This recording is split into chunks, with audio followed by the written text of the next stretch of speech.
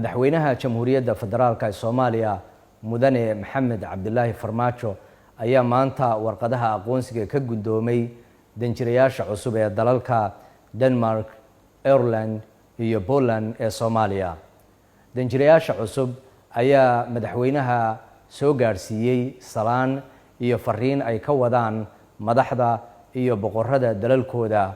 Waxay sidoo kale ka warbixiyeen qorshayaashooda ku aadan sare u qaadidda xiriirka kala dhaxeeya Soomaaliya. Waxayna ka mahad celiyeen soo dhaweynta diiran ee dowladda federaalka iyo shacabka Soomaaliyeed ba ay u muujiyeen.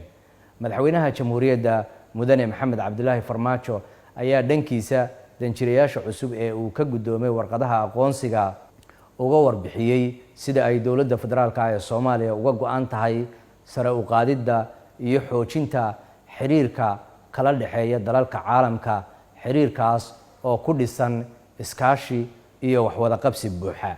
Ugu dambeynna madaxweynaha Jamhuuriyaddu waxa uu ugu hambaliyeeyay danjirayaasha cusub mas'uuliyadahan loo magacaabay. Waxa uu sidoo kale u sheegay inay soo dhaweyn diiran kala kulmi doonaan shacabka Soomaaliyeed. Dowladda federaalka ee Soomaaliyana ay ku garab siin doonto mas'uuliyadda loo igmaday ee diblomaasiyadeed.